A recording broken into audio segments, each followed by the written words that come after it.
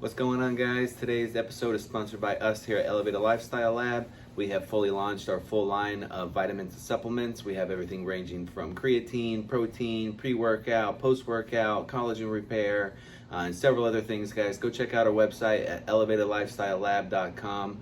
Use coupon code GOFF and you receive 10% off site-wide, guys. Again, go check out elevatedlifestylelab.com. Enter promo code GOFF to receive 10% off today. Hope you guys enjoy. All right, guys, what's going on? Good morning. This is Alex here with Elevated Lifestyle Lab. I'm back with another awesome episode for you guys today. I got my good friend Josh McCumber with me today. How we doing, Josh? We're great, man. Thanks for having me. We've been getting together, wanting to do this for a while, so I'm glad we were able to sync up schedules. I'm super happy, man. I was looking back because we've been trying to do this for a long time. So I was looking back through our texts to see when we actually first made contact and this whole process, and it's been about 3 years now. Yeah. It's fascinating because I was looking for this video because I don't know if you remember back when we first met was in that Starbucks. Yeah. So I was working on this little golf plan back then. I was going to start this golf company, and I heard you over talking on the phone about golf, and you were following the tour. And I had started up a skins game at Abacoa Golf Club. Sure. And so I had just started. I was looking for people to play, and I had overheard you talking.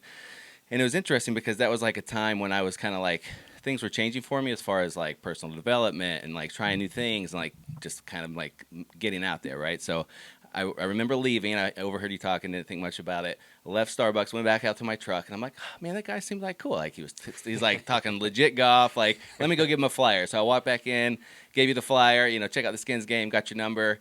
And then I actually went back out to the truck and I made a video and I was looking for it. So if I find it before I post this podcast, I'm going to link it up. But it was like talking about like how like, cause you get nervous, you're like just being out of your comfort zone. Right. Yeah. And I thought it was really cool how it like, that was like kind of the start of it. And then how 3 years later, for like a year, I was trying to get you to play golf after that. Sure. Finally got you to start playing golf. Then you reached out and you're like, hey, I got this cool golf opportunity for coaching at a local school around here. And it's funny how things kind of, you just put yourself, you step into these uncomfortable situations, and it's kind of cool how it comes out. Like you reap the rewards from it. No, that's the first I'm hearing about the video. No, I've never told you. I was trying to find it before you got here so I could play it and show you because I was like, this is cool, man. Like, so, 3 years later here, we played a bunch of golf. We shared a bunch of different business ideas, and it's cool, man. It's cool to see here. That's good to know. I remember that day clearly because I was on a call doing whatever, and I'm like, this guy gives me this little flyer for a skins game, and I thought that was pretty neat. I like that. So we exchanged numbers, and then I knew you were kind of an entrepreneurial business guy. I'm like, I like this guy. I like his energy. And obviously I was it just bugging you one like thing. 3 times a week, texting you great. like skins game. Yeah, and then you're bugging me. We got to get together for golf. And And then we did, and like you said, it's kind of gone from there. This sort of our relationship and kind of the different paths that we're on, but that they kind of seem to intersect with different things that you're into and I'm into. So absolutely, it's just been kind of, I guess, just how kind of relationships form, right? It's pretty cool. Yeah, it's really cool. And the thing that interests me the most is I talk about it even in that video that hopefully I'll find. But it's when I met you, I found your name, I looked at your website. The really cool thing that attracted to me is you're all about the mental mind, right? Like obviously it's a holistic approach. Well, I guess let's back up because we didn't really tell like who you are, what you do. Maybe Sure. just if you could give like a quick background. You're an ex-pro golfer. You teach golf at this point. Sure. You were taught golf from the ground up, literally, as far as like designing courses with your family, all that above. So if you could just give us like a quick recap. No, I will. I grew up in a golf family. My uncle played the PGA Tour 110 times. Mark McCumber. My dad is his older brother. Started a golf company. Actually, even before golf, it was a landscape company. It was a lawn business that grew, and they grew up on a golf course as kids. And so I think that when my dad kind of got to a point, very entrepreneurial, said, man, I want to do something with golf. So it was lawn business, then the landscaping, and then Mark starts to play the tour. My dad was like his biggest supporter. They were partners in business. Mark went and played golf, and then next thing you know, people knew who the McCumber name was when Mark won the 1979 Doral tournament in Miami. Cool, yeah. And then all of a sudden, McCumber was known. They were already kind of doing some golf course stuff because Mark was playing golf. And I then was 3 at that time. And so I just grew up in this family of golf, from designing, building courses. We owned a golf course. So from the maintenance side of it, seeing every aspect of golf. And then obviously I wanted to play golf. I mean, I've got an uncle that's playing the PGA Tour. My dad comes home one day when I was 4 years old probably and gives me a cut down 5-iron, I think, and a putter. I can remember the day clear as can be. I was, I think, 4 years old. Yeah. So I don't really remember a time before that. And so I just started playing golf, and it's just been something that's been a part of my life for a long, long time. Played professionally for a number of years. Played college golf, obviously, at the University of Florida, and go Gators. I'm a big Gator, bleed orange and blue. Yeah. And then played professional golf for a number of years, but I've always been around the business side of it, and got to a point in time where I'd had a little modicum of success playing professional golf. Didn't quite make it on the PGA Tour, was close. Played the Nationwide, which is now the Korn Ferry Tour. Yep. Qualified for a couple U.S. Opens, and have a family. Had to make some big boy decisions, and have just kind of carved out a little niche for myself in golf that interests me. That I feel I have a skill set that I can offer and give back to others, and that's kind of where my, as you mentioned, the holistic approach to coaching comes from, because of my big background in playing and finding a way to improve myself, right, to get to the level that I got to. You get to a point in time where so much of it is mental, right? And so finding a way to kind of blend physically learning to play the game with the mental part, and how that's connected, and how if you can work on the two together, they can help each other. And that's kind of where I am with my coaching philosophy. Now, did it come to you at an early age that the mental side with the physical side? Because it seems like the game's progressed so fast just with technology stuff, the things that you can read and examine and compare.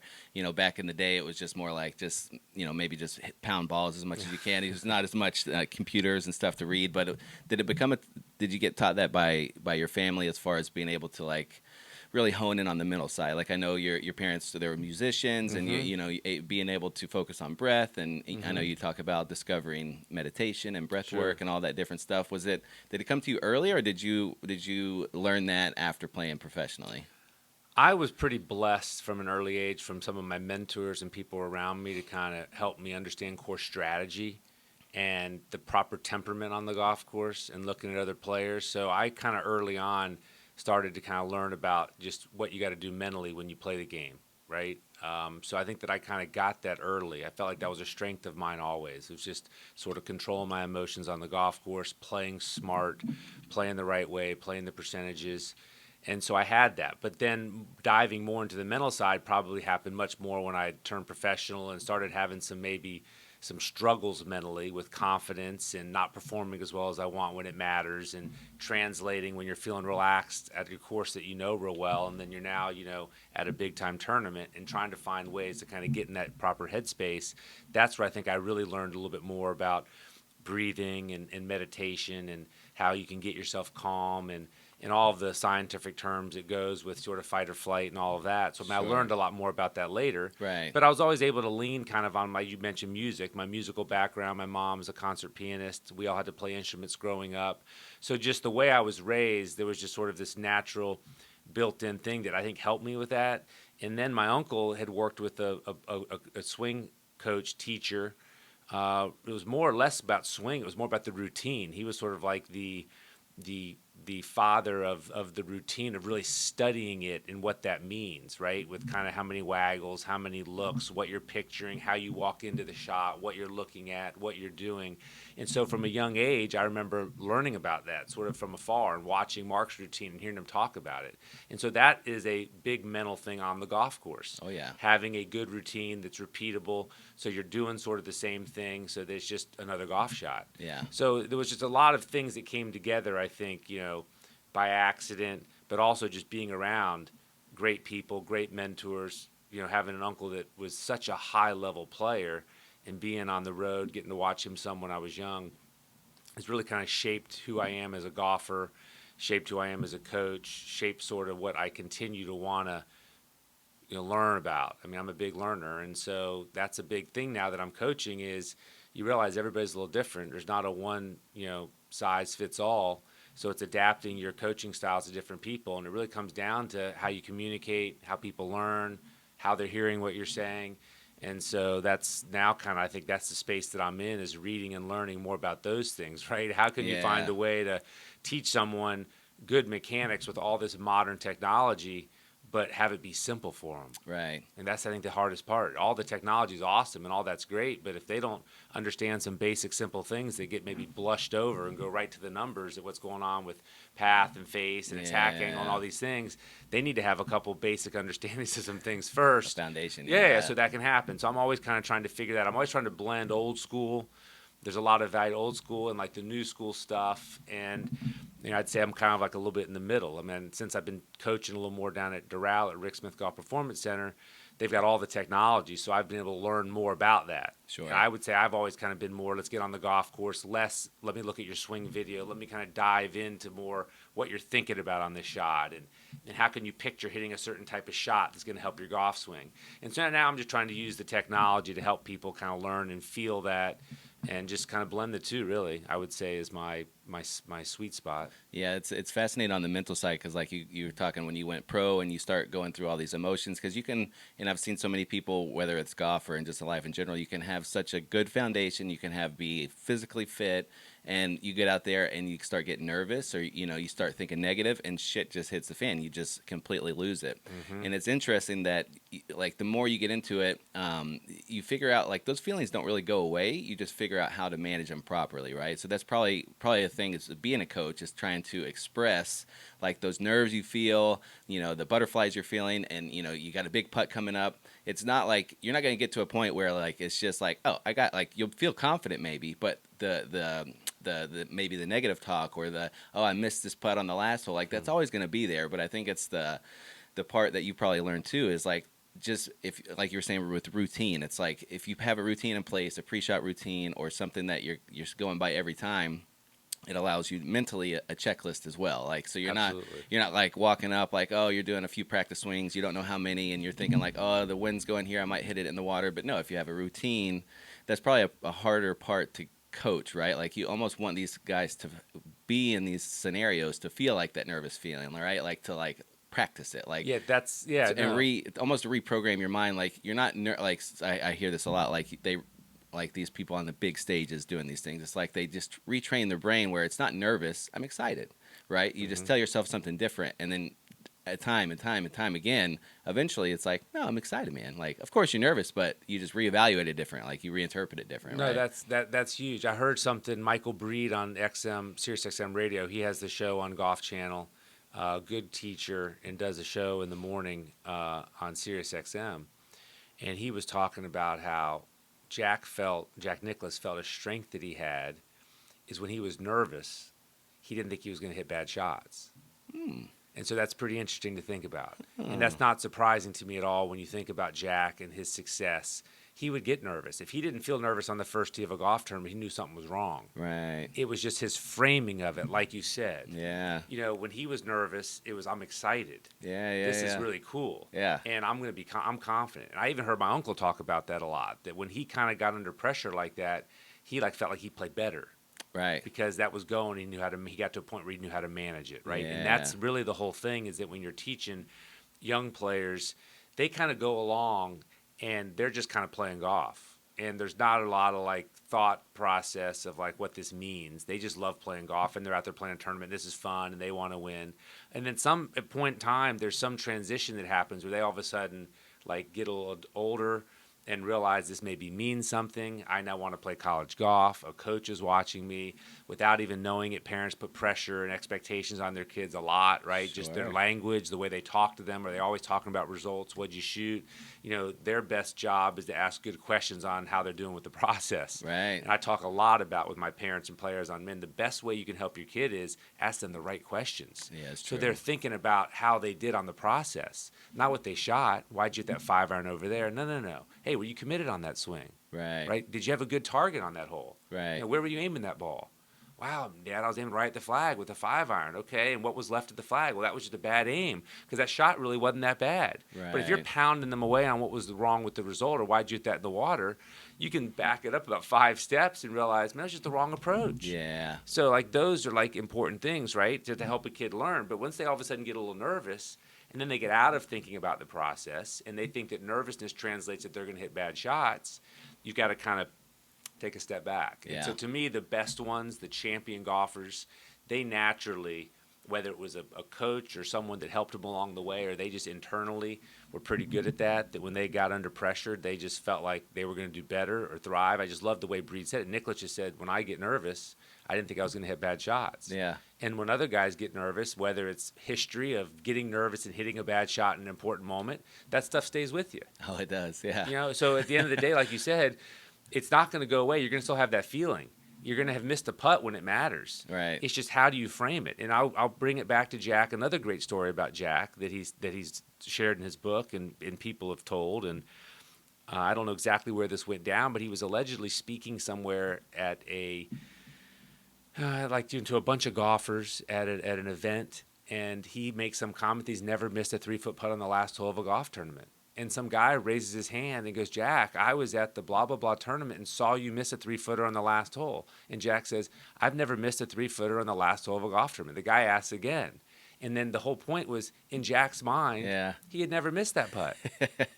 It's important, right? Again, it's the same thing. But if he's in that situation again, his mind is, I make all these. Yeah. Oh, that's huge. Right, so that's everything. And I love what you're doing with Elevated Lifestyle Lab and bringing people kind of like ways they can improve their life. And, proper mindset in athletics and proper mindset in golf is how we just want to live, right? Whether I've got to go give a big, important presentation or I've got an important meeting that I need that's important for, my career, my family. It's all the same mindset, right? You want to kind of look forward to those feelings. Yeah. You kind of want to be there. You want to be prepared so that you're ready for it, right? Yeah. You want to understand good breathing techniques so you can get your mind right so that you can kind of slow everything down and be able to go do it. And so to me, I'm all about that. I'm all about personal development in all walks of life, not just obviously golf, but a lot of different things that I've done that I take little bits and pieces and say, okay, how can I apply this in the golf space? How can I apply this to when I play? Or how can I apply this to when I coach to help them? But I mean, it truly is all about still doing it with all kinds of crazy thoughts going on in your heads and external noise and just finding a way to be comfortable with that, chaos. Sure. And that really is what it is. Yeah, it's interesting. The back 3 years ago when I met you is when I've always played a lot of golf. I've always wanted to pursue a career in golf, but started a family. But 3 years ago, I'm like, well, I'm going to stop talking about it. And I'm just going to try experience it. So we have the mini tours around here. We have a few like U.S. Open qualifiers, things like that. Now, keep in mind, I've never played any competitive golf ever, right? So I'm like, screw it. I was like around a scratch golfer back then, maybe a 3 or 4 handicap. So I'm like, I can at least go out and hang, right? I think like 3 out of like the 5 events, I mean, nerves galore, right? Like not knowing how to handle them, but I'm enjoying it because I'm like, this is kind of what I'm chasing after, right? Because like I haven't felt those nerves since like high school, right? Like since you competing in some type of sport. Now it is like 15 years later, and it's like, oh shit, like your stomach's ripping. You're just like, oh my god, what do I do here? But after going through it a few times and like experiencing it, it's then you start thinking of different ways to how to handle it, and that's when the Wim Hof breathing, steps in, and just breathing in general. You get to where you have, like you're saying, a routine. It's like, okay, you're starting to feel these nerves at the first tee, but as you're pulling up, you're starting to breathe deeper and you slowed everything down. And so it's really cool how you can start to see how you can step into it, right? From like the nervous wreck, like, oh, I'm going to hit this bad shot, but then kind of reframing that and saying, no, it's just like, let's just roll with it, baby. Let's like, and then you get a routine down, you start breathing and stuff. So it's interesting. I still remember being nervous and shooting like a 11 on a par 3 on my first tournament, dude. It's such a kick to the nuts. No, but that's all part of it. You kind of have to go through it and do it and experience it and be like, all right, let's get back on the horse again. Let me see if I can deal with that experience differently, right, the next time, or maybe think of something different. But you mentioned something. We're talking about the routine, and I think for a lot of people, they see like a physical routine, and obviously that's part of it, but really it's the step before it. It's mentally what you're doing that allows that routine to be successful, right? Like, what am I thinking about? Like, how am I able to shift my mindset from left brain analytical, figuring out the yardage, the wind, what club I want to hit, into more creative right brain to then feel and execute, trust my subconscious to make the swing, right? The best golfers are able to do that well. Right. Most people don't even know about right brain, left brain. No, but you want to be more in the creative mode. Sure. I mean, if any takeaway from anybody here that is a golfer that watches this, go on the golf course and play a little bit differently. Play thinking more about like, what type of shot do I want to hit, and then how does that feed back to then what my swing needs to feel like, versus I just go up to the tee with just, this is how the swing I got to make. No. Right. Stop for a second. Let the course be your teacher and that hole, and be like, you know what? I want to hit this ball left of this bunker. I want to end up over there, so that my ball might fade left to right. I might want to hook this ball right to left. Or someone that plays predominantly one shot or another, kind of get up there and go, okay, to play my shot, where do I need to start it and where do I want it to end up? That starts to get you more creative. And then just kind of okay, then what feeling do I need to have in my swing to do that? That starts to get you, again, being more creative, right? And using your mind to kind of visualize the shot I want to hit, and then kind of visualizing that swing that I've got to produce, right? Like, what do I got to make the club head do to hit that shot? Right. So, like, it just starts getting, kind of thinking about it a little bit differently. And that's important, right? That kind of comes back into your routine, allowing you to see the shot you want to hit, feel the shot that you want to hit, fully commit to it. I mean, those are the three main things that we have control over. Sure. See our shot, feel our shot, and fully commit. And those are the important things about a routine, right? It's more like, did I do those things mentally? If I did, then the shot went where it went. We're going to have poor execution. Sure. Maybe then I have myself some questions on, did I see it? Did I feel it? Was I committed? Was my rhythm good, right? I move on. Yeah. If it wasn't, if any of those four weren't good, then, man, I got to commit better on the next one. Yeah. And that's probably the hardest thing, I think, for golfers, I think, is committing. I think that if you're too tense, it's hard to see and feel. I mean, that's just a known thing physiologically. Sure. So sometimes that's hard for people. They're like, man, I just can't see it. Well, that's probably because their tension level is a little too high. And everybody sees shots and stuff differently, right? The way they visualize. Mm-hmm. But commitment is probably the hardest one. Picking a club and being fully and freely committed to that swing. Right. Right? Because steering. Especially if you can't see it. Yeah, People you can't see like, it. Steer it. I don't know. I mean, I've worked with this young junior golfer who's an awesome kid. And he'll look at me and I'll say, okay, what type of shot do you want to hit here? And he says, straight, maybe a 5-yard fade. I said, what type of shot do you want to hit? He goes, all right, yeah, a 5-yard fade. I said, thank you. Because I go, yeah. but being a player and you play, you know that feeling. It's like, oh, yeah, I want to kind of hit this straight, but it might fade 5 yards. but we're not given, how is that, how are we allowed to, like, what is that, right? That means I just want to make a swing. Yeah. And then, if it fades 5 yards, that's okay. But that's not precise enough. Yeah. Like, we need to give ourselves, okay, exactly what we're attempting to do. Yeah. Then we have a chance, okay, that's this swing, right? Because trying to hit a ball dead straight is a very difficult thing to do. It is, yeah. I mean, yes, technology's helped us. The golf ball spins a little bit less. The technology, the faces are bigger, so balls do curve less now than they did in olden days. But still, to try to hit a ball dead perfectly straight is hard. I mean, it'll happen sometimes because your swing lines up, but typically people have a pattern. It's a little left to right. It's a little right to left, right? High, low. But if you're able to kind of picture, okay, what I want to do, it just gives you something to focus on that gets you more creative, right? So from a mental standpoint, I'm certified as a golf psych instructor. That's who I worked with for a long time. And so they're big on, like, the routine and athletic shot process, they call it. So I really love learning about that and talking about it. And I've spent a lot of time with them, which is great. And then there's been a recent company that I've come in contact with. I think I've shared with you, Mindful Athlete Training. Yeah, I want to hear more about that. Yeah, they're out of Newtown, Pennsylvania. Okay. And they're really cool because the guys that are behind it were both college athletes, all Americans, and they're sports psychologists. And they've developed a program, a way to be able to measure how you can work on your mind. And I think that's the most important thing, right? Interesting. Yeah. Yeah, measuring how you can work on your breathing, right? So, like, heart rate variability. How do you work on, like, your focus? You know what I'm saying? Right. How can you work on your muscles, your timing? So they've come up with, like, a really cool system for measuring your brain, your height, your heart, your muscles, and your nervous system, right? Like, and it's really cool. Whole system overview. overview. The whole system overview, and you can do stuff obviously off the golf course, like you go into a gym. I mean, their catchphrase is CrossFit for the mind, Cool. And it's mindfulathletetraining.com is a website, so anybody that wants to go check it out can kind of see what they're doing. They're out of Newtown, Pennsylvania, but they're looking to grow and have some places where people can come get this and train in this environment, right? I mean, it's just the way I describe it. It's like, picture going into a gym, right, but you're just hooked up to some things that are pretty, like, simple, and then you can kind of focus doing some motions and endeavors and work on your timing while you're also getting to track what's your heart rate. Right. What's going on with your brain, like, right? Are you, like, in the great zone of low beta, high alpha? So it just gives you some great feedback to say, okay, is this training helping me? Right. Right. Or but what state you what play state best that I'm in, best or whatever. in. Right. Yeah, that's really kind of the deal, right? And then you Right. can kind of take some of that stuff and you can then say, okay, if I can get in that mode, man, that session felt great. Like, how can I? What's that? That now I now know what that feels like to kind of like approach the zone and then Right. stay in that. So Yeah, when I yeah, go yeah. practice my golf, I kind of want to feel that way. And their big thing, as I mentioned earlier, chaos is training in chaos, right? Like they want to train you in chaos. They want you to Yeah. be having all kinds of things coming at you, but you still can do the task at hand, right? Right. Because at the end of the day, that's what it is. Yeah, yeah, yeah. I mean, there's stuff that comes at us that we have no control over on the golf course. Sure. There's stuff that controls us, comes at us in life that we don't have control over. And how do we respond to it? How do we still deal with it? And so it's a really, really cool program what they've been able to put together.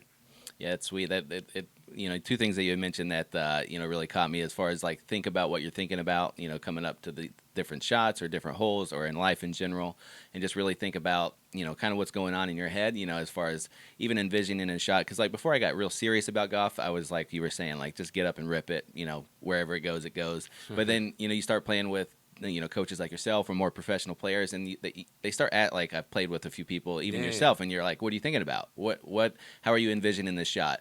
How far are you going to leave yourself to the next shot? What side of the course do you play better on? Which way is the wind? And you start asking these questions, and it brings you back to another podcast that we just released where we talked about this. It's just like asking questions that you didn't know that were questions, right? Like people will start asking you these questions, or you'll start asking yourself these questions, and it gives you different ways to frame it or different topics that you never thought about before, right? Like I never thought about, if I hit this shot X amount, I'm going to have this amount, that the wind's going this amount, start doing all the math. And I think that translates over into, anything mentally or, anything you're attacking in life.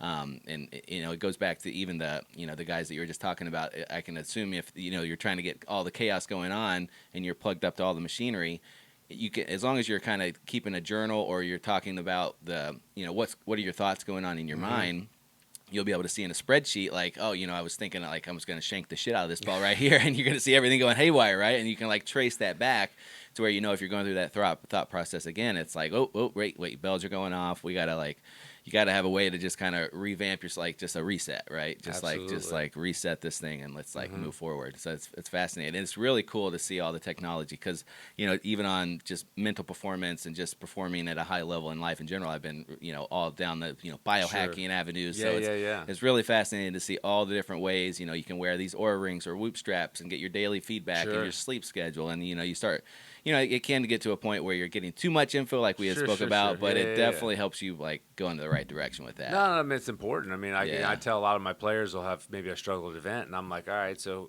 what's your sleep been like? They'll tell me something. I say, well, 2 nights before is the most important sleep. And they're kind of looking at you like weird because they're like going, oh, man, like I didn't get much sleep right before the night before the tournament. I go, okay, what happened? Okay, some things you can control and can't control. If things are going on at home or something weird and you couldn't get a good night's sleep for whatever reason. I said, well, what about the night before? Oh, that was the weekend. Well, what's that mean, the weekend? I mean, you're playing competitively in an event that matters to you, right? Like that's got to be pretty important. That's critical, right? So there's so much that goes into it, from the sleep and your hydration and how you're eating and all the stuff that you're doing to get you in the great frame of mind mentally. Yeah. I can remember working with Deborah Graham at Golf Psych, and she would ask me when I was playing, okay, what was your energy level like after the round? And what was your mood? If I was ever like on a 1 to 10 scale, if I was ever a 5 or below, we didn't even talk about the round because she knew that I wasn't going to be able to give my best mentally. Right. So that started to really feed back in my mind that if I showed up somewhere for a practice round and I was low energy because of just traveling and all kinds of going stuff and I just felt kind of like funky mood-wise, just wasn't real up with what was going on, I didn't even like worry about how I played. I was strictly just saying, okay, I just got to learn the golf course. Like I'm not going to give myself any feedback on any results of how I'm hitting it, what's going on, because I'm low right now. Sure. And so that started to really, really kind of like help me do what I was doing. And some days, if you feel that you're that way, that's a day that you've got to go back. I'm going to quit beating my head up against the wall here trying to hit perfect shots. I just got to get the ball in the hole today. Yeah, yeah. I got to get some rest. Those are the days you can get in trouble because you get in your head like, I can't hit a shot, and then that carries over to the next day. Yeah, and next day, or then that day just ends up being a bomb of a round, and all of a sudden you get some good rest and you feel better the next day on the range. Well, crap, I just shot myself out of the event because I just was like, all yahooing around shooting a high score. And typically, professional golf, I would say the ones that are the most successful professional golf that I've found is they find a way to minimize the days that aren't great. With great scoring, they get it around. They get it in the hole. They shoot even par. They shoot 1 under on a day that it's just not right. Right. Right. they're mentally strong enough to kind of make some adjustments course strategy wise, maybe some different clubs off tees, more conservative targets into the greens. They really do their deal.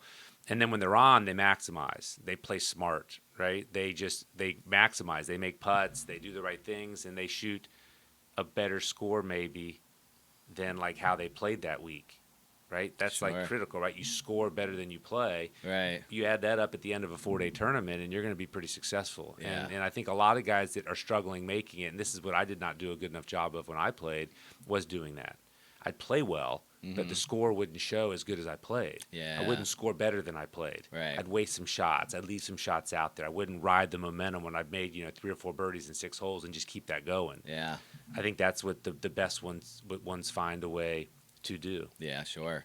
Well, it's all about repetition too, because that was the thing I learned about golf is especially playing over a 4-day period is like, people think it's just kind of easy strolling out there, but mentally it's like it's super draining, right? Like to be able to get in a flow state or a zone or a place where you feel comfortable and you're not having all those negative thoughts. Like I seem to be able to do that for maybe a few hours a day, right? Sure. But you're going into a 5-6 hour round. Now you're delayed. Now you're like goofing around, waiting on people to hit. It's like you can so easily exit that like, you could be 6 under and then double. You're like, what the fuck just happened? Like, No, I mean, so it's like that's the part that really kind of attracts me to the golf because of the mental side, because it's really like a different headspace that you have to be in, right? And I hear, maybe it was Jack that was talking about it. It's like you have to have a kind of a routine like we're talking about. So he'll be focused when he hits the shot, and as he's walking to the next, he's kind of just taking in the scenery, maybe saying hi to some fans, but then he has a point where he's almost to the ball, where now it's like turn the switch and we got to get checked in, right? You got to get focused, you got to get in the zone. Yeah. But it's fascinating to see, especially after you play the game on a serious level, to see how long you have to have that mental focus. And I'm sure it gets easier as the more thousands of rounds you play, but it can be mentally exhausting, right? No, I mean, it really is. I mean, I've been fortunate as a player. I've also been fortunate to be on the bag for my cousin Tyler. I haven't mentioned Tyler yet. Yeah. And he's a tremendous young player. That's my uncle Mark, who I talked about earlier. That's his son. Okay. Tyler's 30. He's on the PGA Tour, rookie year, having a great, solid season. Yeah. And you really see it. I mean, he exerts a lot of energy to be able to play, and so mentally the drain that it is. Because I was on the bag with him all through the Korn Ferry Tour, and then to the start of the PGA Tour.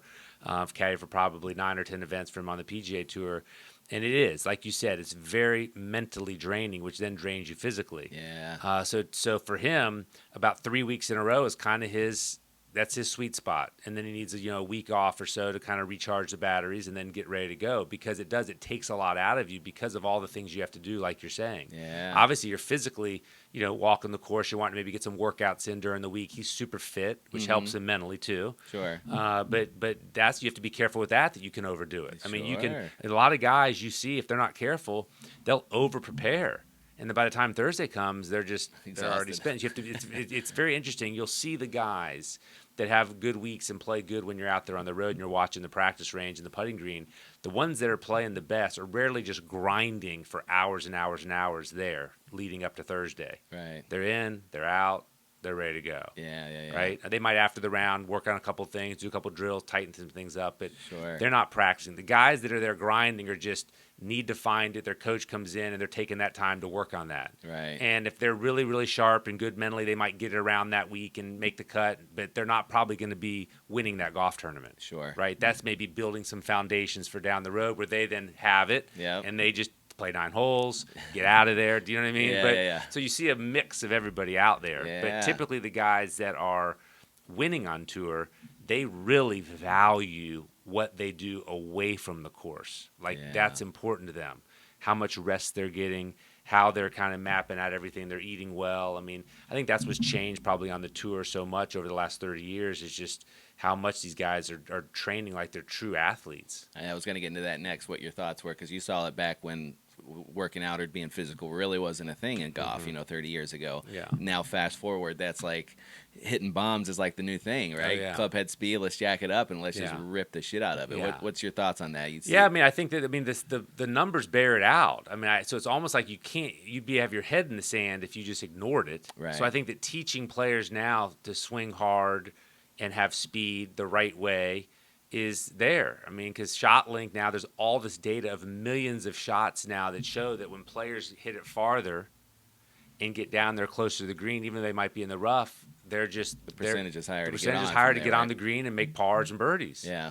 So as much as you want to have this mentality that, fairways and greens, yes, that's still important at some events, Right. in certain golf courses. And yes, there's certain holes that strategy is involved, because bombing it down there is awful. I mean, and there's stats now that show guys that miss a fairway on certain holes that try to drive it close to the green because of the way the green sits, it's firmed, where the flag is, where trees are. That isn't good to be down there. Right. That's right. one that you do need to do that. So there's a lot of strategy involved in that part. But for the most part, kind of getting down there close to the green is good. So you can see why Bryson has made the efforts to do that, to get this crazy ball speed and to change his body and to swing hard and hit drivers in places where people haven't, because the numbers show if you can get it down there, it's worth it. Yeah. And so I think that's it. So I think that there still is a blend of, you still must learn to swing the golf club properly, but you can swing it properly and swing it fast. Yeah. I think that's, at the end of the day, you can swing it properly and swing it fast. There's speed sticks out there.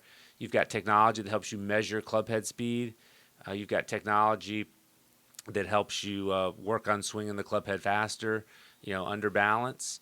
And if you're able to do that, and you're able to have a driver that's fitted perfectly for you, if you're able to have the proper, launch conditions with the launch angle, with the proper spin rate, and you can bomb it. Yeah. It's math, right? Sure. If I have this ball speed and I've got this launch angle and I've got this spin rate, it's just going to go that far. Sure. I mean, it is, right? It's Yeah, physics. It's it will. And that's how Bryson's mind works. So he said, okay, what can I do to get that? Yeah. How can I improve my speed? Where can I get that dialed in, spin rate that's going to keep the ball flying in the air the longest, and that proper launch angle that optimizes all of those conditions? Yeah. And you're just going to bomb it. Yeah. And I think that's what people are doing. It's funny. My son's getting a little bit into golf, and I've always, from when he was little, just said, "Hey, bud, just swing hard at it. Just try to rip it. Yep. And then work on short game, and we'll figure out how to hit it straight later." Yeah. So that's kind of what everybody's kind of wanting to do. That's what golfers are. They're better athletes, so they're faster. Yeah. They're more explosive.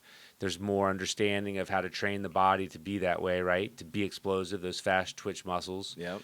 And so more and more players that are coming to golf that way. And I think what's happening is kids that maybe aren't as athletic, aren't trained that way to be that fast twitch, maybe are just not staying and playing. Sure. Because they're feeling like they maybe can't compete. Right. They still can. I mean, those yeah. guys still can. If they're a sorcerer around the greens and they make a lot of putts, anybody can compete. At the end of the day, you still got to hold putts. Yeah. That I mean, all they say is drive for show, putt for dough, right? So you still have to, and I guess the shot link has sort of squashed that standpoint, because they're saying you drive, but at the end of the day, it can get squashed from shot link, but you still have to make putts. Yeah, definitely. Right? You still have to make putts inside 8 feet. Yeah. You still got to be at a high clip. You have to have 3-putt avoidance. Yeah. Right? You got to, when you get in certain spots. And so that's where, having proper strategy and knowing where to hit the ball if you get in trouble and where to miss it, so you have the best chance to get up and down, all factors in for a really, really high level player. Sure. Right? So that's important. I think for the recreational guy that's having fun, just from him learning how to swing the club head better is going to help him. Yeah, speed's a secondary thing once you can do that, right? They want to have fun. They want to hit the ball in the fairway and be able to go play. Right? When you kind of don't understand certain mechanics and you're just out there trying to just rough rod rip it, it's going to be hard to score well, right? So it's for the recreational player and the guy that's playing that wants to have fun, still it's important for him to understand some basic principles, swing that club head well, be consistently able to sort of square that club face up at impact so that he can, hit it relatively straight and solid, is going to be the most important thing for him, so that he can get enjoyment out of the game and find ways for him to be able to do that that's the easiest for him, that's the simplest for him, that's not thinking about all these different things out there on do this with your arm and your body and stay in spine angle and this with the hands and all. That just gets too much. overwhelming for people. So I'm always looking at ways, okay, how can I get them to think about it simpler so that those things just happen? Right? Those end up being like a byproduct because I'm doing this well. And then you fine tune and say, okay, well, this part's pretty good now. We got to feel you doing it better here. Your through swing now is a little bit crummy. Okay, how can we feel where you're swinging that club head better through swing that this other thing should support? And then I'm big on doing a lot of body motions off without a golf ball. Like, this is how your body needs to feel. And they're like, oh yeah, I feel that. Right. Like I feel like, man, I'm really tight over here. No wonder I don't do that. Yeah, Like that just yeah, doesn't feel yeah. good for me. So they've manipulated something else in their swing where they're not doing that well, right? Right. Which at the end goes back to they're not swinging the club head properly. Right. They're just kind of slapping at it because their body's limited. Yeah, all arms or Yeah, something. Yeah, exactly. So yeah, those yeah. things are good to me. There's some cool tools out there that. So I've always been big on, okay, let's learn how the body works away from a golf ball. But then when it comes time to hit a golf ball, we're going to focus on, obviously we got a good grip and a club head, and we got to, deliver that club head back on the ball. I was talking with Rick one time about the swing, and obviously there's body guys and people that teach it all different way. And I think what makes Rick so unique is that he looks at each individual player and he's going to help them maximize what they have. He's not a system teacher at all. Right. But I remember him telling me that Bob Toski told him one day that, hey man, path and face is king. Yeah. Like you can have the best body motion ever, or see a body motion that you don't like, but if their path and face isn't good, it doesn't matter. Right. Right. So like I've really tried to get people to learn, going, hey, we just hit how many balls now on TrackMan, and predominantly your face is 12 degrees left. I mean, that means you're just closed all the time. Right. Yes, there's some things that are maybe going on that are having that happen, but we got to find a way, whether it's we tweak your grip, whether we get you feeling something a little differently, to match that up before I start grinding you to do something with your body different, right? Sure. Because you can do something with your body all day long, but if you haven't kind of matched that up and have an awareness of what's going on with the face, it's not going to be a good shot, right? Yeah, definitely. It'll just be, okay, my body's rotating better now, but it's just going to be more of a left shot. Right. Because my body's rotating like crazy, but the face is still left. Yeah, exactly. You know what I'm saying? That's the fine line balance. Yeah, And yeah, so that's yeah. why I like to work on body stuff without a golf ball. Right. Let's come over here. Let's do a bunch of motions. Let's do a bunch of motions to get the feel down. Yeah. With the out of ball. Yeah. Right. And Yeah, I think it's important too, because especially when you get into weight training, going for speed, going for strength. You mentioned oh, I'm tight here because you're not able to follow through. I think I know you did you've experienced with yoga, with Tai Chi, and I think that's the blend that it kind of needs to be, because I don't think I'll be curious to see longevity of power hitters like this, because if you're not doing flexibility work and calisthenics and these ways to make sure your body can go that different way at that speeds, it might become detriment on knees and backs, and because even just doing 80% swings, people's getting jacked up on their backs and stuff. So that is going to be the $1 million question. yeah, And that's what I've said. When you're going a game like golf where you're twisting and torquing and all that's going on, right? How long can guys go at it that hard with that much speed, that stress on the joints and the ligaments and all of that stuff, right? As they've getting a little bit bigger, how long can they do that before something starts falling off. Yeah. Right? I mean, I think that with Tiger, tremendous, amazing, best player probably of the all time, right? Right up there, rival and Jack, and a contemporary of mine. He had some injuries because he was unique in the fact the way he swung the club, had tons of speed, hit it a long ways, but he got bigger and stronger, musculature wise, right? And I've always been, my contention is in like our joints and our bones and different things, as the muscles around it get bigger and you're swinging something one way like so fast, something's going to give. It's why golfers, Mark, my uncle, had some different injuries. He ended up having the spinal cord thing that no one could ever really attribute it to golf, but it could have been just the way he hit the golf ball all those years of hitting balls, right? Sure. He had some hand things occasionally. So, I mean, again, just that's part of the game, right? It's just kind of minimizing that. So I think your old school guy would say, a smoother, freer, flowing swing like what Phil has done. There's a reason why his longevity's there. Sure. Yeah, he's right? still holding strong. Yeah. He's He is a little bit much more old school. Yeah. An unbelievable set of hands. Yep. Swings the club pretty naturally, lets it go pretty long, and doesn't try to tighten and shorten it up, right? And he's not trying to do a lot of these modern things they're teaching that are maybe more fundamentally better, that maybe like from launch monitor standpoint show that you'll be more consistent. Right. And he's had to look at the longevity of it. Yeah, he still looks. He looks like he just turned 40. It's amazing, right? He looks great. And yes, does he sometimes get a little bit wild with it, right? Where he gets a little off. That's Phil, right? But with those great sets of hands, he's going to have times where he's going to roll and get it. So there's it's a give and take. It's a fine line. Yeah. Which is pretty interesting. So. I think it's cool just kind of watching that. And Phil's more of a guy that I think learned to play golf, kind of swinging the club head and being wide and high and with a lot of speed, a little more old school. But he's playing a long time into his career, and hence, the oldest major winner that we've had at 50 years old, almost. And he 51. hasn't had a lot of surgeries and stuff like that. No, He's still See, holding together pretty good. So that's what you'll see, and he hits it pretty long. Yeah. He's so so that's I think kind of that's what you're seeing. That's what you're seeing here, which is interesting. Yeah, so. It'll be interesting to see the how it all plays out. Absolutely. And then as far as like when you're coaching your kids, do you get into any of the physical side as far as working out and exercise, or you're more just mental work on the swing? Oh, no. I do. I talk to them about the value of obviously taking care of their body. Yeah. Down at Doral, working with Rick, there's a guy named Ryan DeGale who was an Eldoa practitioner. He works with a lot of the players down there, so I've gotten to know him over the last year. Cool. And he's tremendous with what he does and very, very getting your spine to move better, right? It's a lot of medical exercises that are like in a fitness setting that just get you safely stronger, moving better, improving your speed. So all of that's important, right? So if you have a trainer that understands how the body moves and understands both sides, working both sides of the body, it's critical. So all my players need to be getting in the gym. They need to be doing things to work on their balance and their strength and their foundation. And I learned this from when I went through TPI, with Titles Performance Institute, that, the glutes are the king and the abs are the queen in the golf swing, right? Yeah. And so those are things that you want to be as strong as possible, right? You almost can't have your glutes be too strong and your abs be strong, because that's going to help your spine, that's going to help your posture, it's going to help your stability. And then you obviously need to have good mobility. You need to have good T-spine mobility, and your upper thoracic needs to be able to move and turn and with a good, stable lower body. But your body needs to be fluid and needs to freely be able to move, right? That's the key. Because if I'm swinging that club head and I'm focused on swinging that club head wide and making that thing move in one nice motion, my body's got to respond to that. Sure. Yeah. And so that's important. And then I think that'll really help prevent injuries and keep you playing golf for a long time. Yeah, just even in a longevity period, keeping your core and your bottom end strong that's what's holding you together. Right? No, it is. That's just longevity for golf for life, right? If that's strong, right, that's going to help your posture and it's going to help everything. Yeah, for sure. Well, do you have any, because you're caddying for your cousin Tyler, and he was doing well for a while. Did it ever spark that competitive side in you again? You're like, ooh, I want another crack at this thing.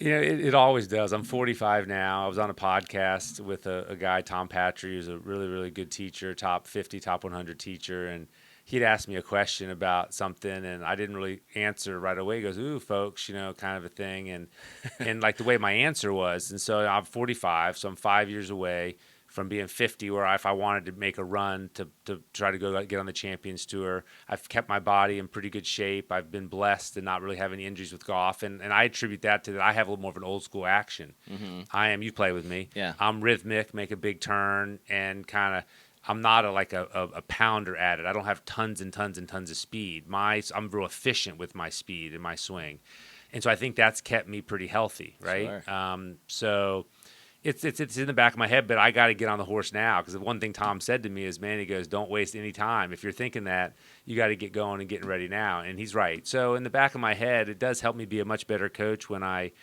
compete and I play. I did the U.S. Open qualifier in May. And it was like, first time in like 3 years. Was not really prepared. I signed up, and I get busy, and then I kind of always tell myself, okay, I'm going to go play some minor league events to get ready. And I didn't, and I went up there, and I shot 78, and it was funny and great, and all the experience, all the things, right? Have some good stuff, deal with some things well, deal with some things poorly. And the one takeaway that I had is I had probably my worst golf shot of the day was on the 17th hole. And I'd kind of wiggled it around and was kind of hanging around there after kind of a crummy front nine, and played some decent golf on the back nine. But I got up to this hole, and wind's blowing right to left, and I just could not commit to the shot that I wanted to hit. Like, I just didn't feel good about just the shot. I just couldn't feel good about it, and I just wasn't able to commit to, okay, probably the best shot with this hole is just ripping something down the right side. And if it goes over there, it's okay, I'll deal with the second shot. But I just wanted to hit this perfect drive, which gave me the best shot coming in. So I just could not commit to what type of shots do I need to hit with this wind. Right. And sure enough, I made a crummy swing, and it got out of play left. And I take that back when I'm talking to my students on, it's so important. It was probably the only hole really all day that I just couldn't really commit to what type of shot I wanted to hit. Right. And it was like, hey, that is everything. I remember the first hole was this hole I hadn't played a tournament in a long time. You know, you're going to be like, kind of like, what's it going to feel like there, And so it's like, you're always kind of like wondering, okay, how am I going to feel here? Am I going to be able to trust it? And that's probably one of my best processes of the day. The result was solid. And it was almost like when I did that, I was like happy, like, okay, like I've succeeded today in a way, right? Because I went through my mental process. It was great. I was very specific. I wanted this cut off this hazard over there, and it just went right through it great, right? Felt confident, trusted myself, just kind of accepted the outcome. And that's the way you need to play every shot, right? Like you really do. Yeah. So that's the biggest takeaway. So, yeah, I mean, I just need to sign up for stuff and just start playing and working on it. And so it's fun. My son's starting to want to play a little bit more. And so I think if I get out with him and go play and get on the course more with him, I just got to play. I mean, the biggest thing with me is just playing. I just got to get out and play. I just got to say, I'm playing 9 holes today. I'm playing 18 holes today. I'm just going to go play. Yeah. So it's in the back of my head. I haven't put it in there full throttle yet. I've got to make that call, and I've talked about it with my family, but it's always in there. When this game is sort of you play it for a lifetime, right? So that it never ever completely goes away. Sure. Well, I'm sure now because back when you were playing professionally, you didn't have kids, right? No. So it's a different animal, right? It is. Especially, to the T how the lifestyle is. You're gone for weeks at a time. Absolutely. Your kids are right in their prime teenage years. Yeah, so they are right now. So for me, my mind is not a bunch on that, right? Because if I'm going to play traditionally and go do it, you'd be gone again a bunch a lot. So it's tough. It's a blend. My son's going to be in middle school, my daughter's in high school, and these are great years to be around. Yeah. I mean, they really are, right? Because they're doing a lot of things that I want to be around for. When they were younger, there were certain things that I missed, and so so so it's interesting. We'll see how it all shakes out.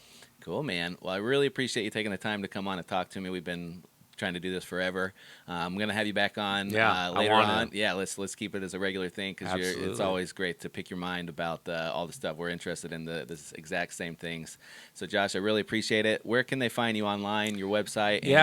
They can go check out my website. It's just my name, joshmccumber.com. And that's my website. It just talks a little bit about my background and my coaching philosophy, and they can reach me there. That's probably the best way. I'm on Instagram as Josh McCumber and Facebook and Twitter. Just pretty much. Yeah, you got a little Josh YouTube channel McCumber. too where you have some instructions on there. Yeah. Thanks for reminding everybody. Yeah, I've got that, and then that just will ebb and flow. I'll probably throw some more videos up there soon. But there's some instruction there. It's Josh McCumber on YouTube, and you can see some of my philosophies on coaching and some different aspects of the game. Yeah. Definitely. Cool. I'll include all that in the show notes, guys. I really appreciate you, Josh. And guys, if you haven't already, please hit the subscribe button, share this with anybody you think that can benefit from you, and I will see you guys next time. Thank you. Perfect. Thanks.